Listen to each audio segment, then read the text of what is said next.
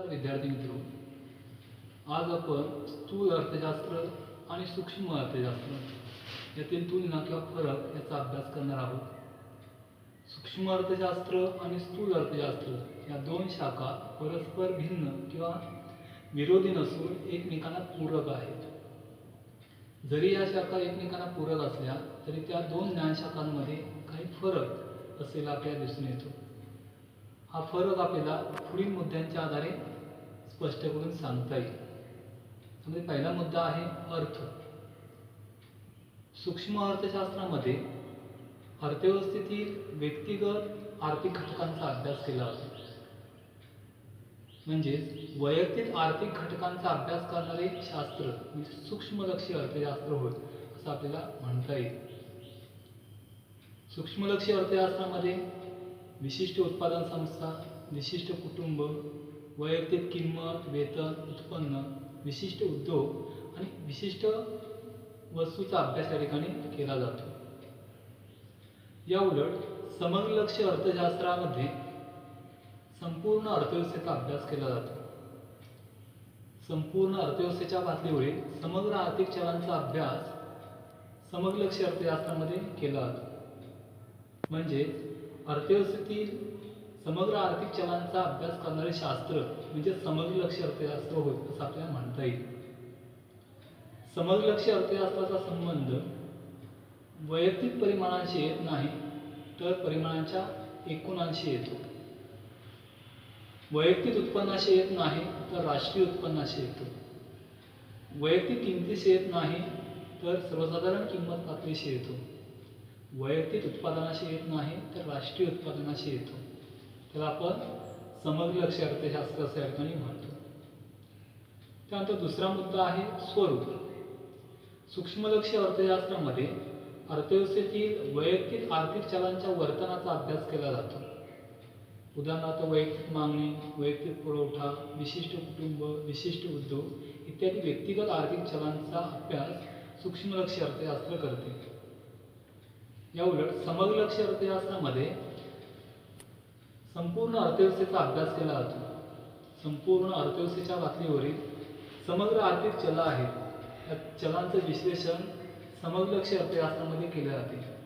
उदाहरणार्थ राष्ट्रीय उत्पादन, राष्ट्रीय उत्पन्न, एकूण मागणी, एकूण पुरवठा, एकूण रोजगार इत्यादी समग्र आर्थिक चले आहेत यांचा विचार समग्रलक्षी अर्थशास्त्र करते। त्यानंतर पुढचा फरकाचा मुद्दा आहे दृष्टिकोन। सूक्ष्मलक्षी अर्थशास्त्रामध्ये आंशिक समतोलाचे विश्लेषण केले जाते।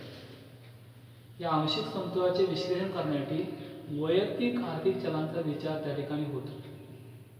उदाहरणार्थ वैयक्तिक मागणी, वैयक्तिक पुरवठा, विशिष्ट उत्पादन संस्था, विशिष्ट उद्योग इत्यादी व्यक्तिगत आर्थिक चल विचारात घेतली जातात आणि आंशिक समतोलामध्ये परस्परावलंबनाचा विचार केला जात नाही। या उलट समग्रलक्षी अर्थशास्त्रामध्ये सर्वसाधारण समतोलाचे विश्लेषण केले जाते। संपूर्ण अर्थव्यवस्थेचा समतोल कसा साधला जातो याचा विचार केला जातो आणि त्यासाठी समग्र आर्थिक चले त्या ठिकाणी विचारात घेतली जातात। उदाहरणार्थ एकूण मागणी, एकूण पुरवठा, एकूण रोजगार, राष्ट्रीय उत्पन्न याच्या समग्र आर्थिक चलांचा विचार त्या ठिकाणी होताना दिसतो। या समग्र आर्थिक चलांमधील परस्पर संबंध, परस्परावलंबन, तुलनात्मक संबंध याचा विचार सर्वसाधारण समतोलामध्ये होताना दिसून येतो। त्यानंतर पुढचा मुद्दा आहे गृहीतके। सूक्ष्मलक्षी अर्थशास्त्रामध्ये आंशिक समतोलाचे विश्लेषण केले जाते।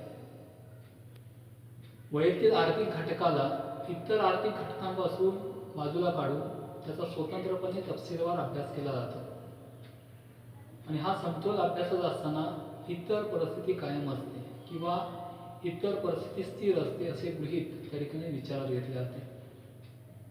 या उलट समग्रलक्षी अर्थशास्त्रामध्ये सर्वसाधारण समतोलाचा अभ्यास केला जातो।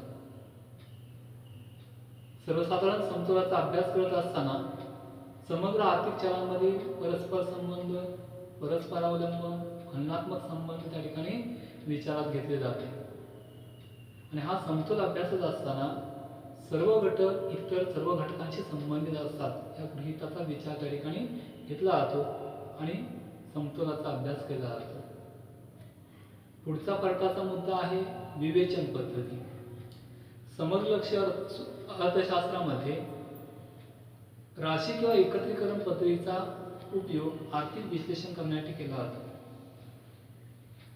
संपूर्ण अर्थव्यवस्थेच्या पातळीवरील समग्रता म्हणजे आर्थिक चलांच्या बेरजांच्या रूपातील एकूण परिमाणांचा अभ्यास केला जातो.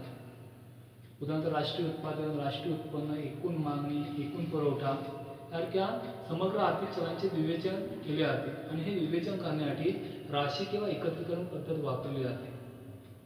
तर याउलट सूक्ष्म लक्ष्य अर्थशास्त्रामध्ये आर्थिक विश्लेषण करण्यासाठी विभाजन पद्धत वापरली जाते. अर्थव्यवस्थेतील आर्थिक चलांचे लहान लहान आर्थिक घटकांमध्ये विभाजन करून त्यातील एका आर्थिक घटकाचा स्वतंत्र तपशीलवार अभ्यास केला जातो आणि हा अभ्यास करण्याची विभाजन पद्धत त्या ठिकाणी उपयुक्त ठरते. पुढचा मुद्दा आहे आर्थिक चल. सूक्ष्म लक्ष्य अर्थशास्त्रामध्ये अर्थव्यवस्थेतील व्यक्तिगत आर्थिक चलांच्या वर्तनाचा अभ्यास केला जातो. या व्यक्तिगत आर्थिक चलांमध्ये विशिष्ट कुटुंब, विशिष्ट उद्योग, विशिष्ट वस्तूची किंमत निश्चिती, वैयक्तिक मागणी, वैयक्तिक पुरवठा इत्यादी आर्थिक चले विचारात घेतली जातात. त्यामुळे समग्र लक्ष्य अर्थशास्त्रामध्ये संपूर्ण अर्थव्यवस्थेचा अभ्यास केला जातो. संपूर्ण अर्थव्यवस्थेतील समग्र आर्थिक चलांचं विश्लेषण, उदाहरणार्थ राष्ट्रीय उत्पादन, राष्ट्रीय उत्पन्न, एकूण मागणी, एकूण पुरवठा, एकूण रोजगार इत्यादी समग्र आर्थिक चल त्या ठिकाणी विचारात घेतली जातात. त्यानंतर पुढचा मुद्दा आहे परिमाणांची अभिव्यक्ती. सूक्ष्म लक्ष्य अर्थशास्त्रामध्ये वैयक्तिक आर्थिक घटकांचा अभ्यास केला जातो. त्यामुळे वस्तूंची वास्तव परिमाणे विचारात घेणे शक्य होते. उदाहरणार्थ घटत्या सीमांत उपयोगितेचा सिद्धांत, मागणीचा सिद्धांत याचं विश्लेषण करताना वास्तव परिमाणे विचारात घेऊन ते विश्लेषण केलेले आहे. यामुळे समग्र लक्ष्य अर्थशास्त्रामध्ये समग्र आर्थिक चलांचा अभ्यास केला जातो. संपूर्ण अर्थव्यवस्थेच्या पातळीवरील समग्र आर्थिक चलं आहेत ही विचारात घेतली जातात आणि त्यामुळे यांची वास्तव परिमाण विचारात घेणे शक्य नसते. जसे की राष्ट्रीय उत्पादन, राष्ट्रीय उत्पन्न, एकूण मागणी, एकूण पुरवठा ही वास्तव परिमाणामध्ये मोजता येत नाही. त्यासाठी याचं मोजमाप करण्यासाठी त्याचा अभ्यास करण्यासाठी पैशाचा आधार घेतला जातो. एकूण मागणी, एकूण पुरवठा किंवा राष्ट्रीय उत्पन्न पैशामध्ये व्यक्त केले जाते. पुढचा मुद्दा आहे उद्दिष्टे. सूक्ष्मलक्षी आर्थिक विश्लेषण हे मागणीच्या बाजूने महत्तम उपयोगिता आणि पुरवठ्याच्या बाजूने कमीत कमी खर्चामध्ये महत्तम नफा मिळवण्याचं उद्दिष्ट त्या ठिकाणी विचारात घेते. तर समग्र लक्ष्य अर्थशास्त्रामध्ये पूर्ण रोजगार, किंमत स्थैर्य, आर्थिक विकास, राष्ट्रीय उत्पादन व उत्पन्नातील वाढ आणि व्यवहार फळाची अनुकूल स्थिती यासारखी उद्दिष्टे विचारात घेतली जातात आणि विश्लेषण केले जाते. पुढचा फरकाचा मुद्दा आहे विभाजनाचे सिद्धांत. सूक्ष्मलक्ष्य अर्थशास्त्रीय विभाजनाच्या सिद्धांतांमध्ये वस्तू, सेवा आणि उत्पादन घटकांची किंमत निश्चिती कशी होते याचे विश्लेषण केले जाते. खंड, वेतन, व्याज आणि नफा कसा ठरतो त्याची निश्चिती कशी केली जाते याचे विश्लेषण सूक्ष्मलक्ष्य अर्थशास्त्र करते. वस्तू, सेवा यांच्या किमतींबरोबरच उत्पादन घटकांच्या किमतींचा आधार घेऊन साधन सामग्रीचे वाटप कसे केले जाते याचेही विश्लेषण सूक्ष्मलक्ष्य अर्थशास्त्र करते.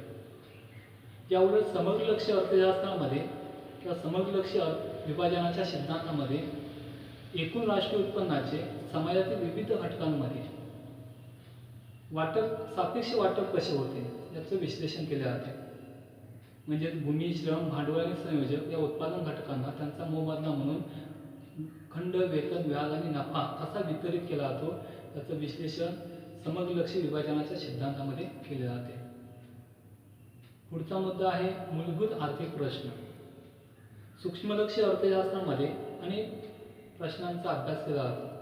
त्यामध्ये कोणत्या वस्तूचं उत्पादन किती प्रमाणात करावे, कोणी आणि कोणत्या पद्धतीने करावे, उत्पादित वस्तू आणि सेवांचं वितरण कसे करावे, साधन सामग्रीचे उपभोग आणि उत्पादनासाठी कार्यक्षम वाटप कसे करावे या प्रश्नांचा अभ्यास सूक्ष्मलक्ष्य अर्थशास्त्र करते. तर याउलट समग्र लक्ष्य अर्थशास्त्रामध्ये साधन सामग्रीचा पूर्ण वापर होतो आहे का म्हणजे पूर्ण रोजगाराचा प्रश्न. आणि अर्थव्यवस्थेमध्ये उत्पादन क्षमता वाढते आहे का, म्हणजे आर्थिक वृद्धीचा प्रश्न. याबरोबरच पैशाची खरेदी शक्ती स्थिर आहे का, देशातील व्यवहार दराची स्थिती देशाला अनुकूल आहे का, यासारख्या प्रश्नांचा अभ्यास समग्रलक्षी अर्थशास्त्र या ठिकाणी करताना दिसून येते. तर अशा पद्धतीने आज आपण समग्रलक्षी अर्थशास्त्र आणि सूक्ष्मलक्षी अर्थशास्त्र यातील फरक या ठिकाणी थोडक्यात अभ्यास केला आहे.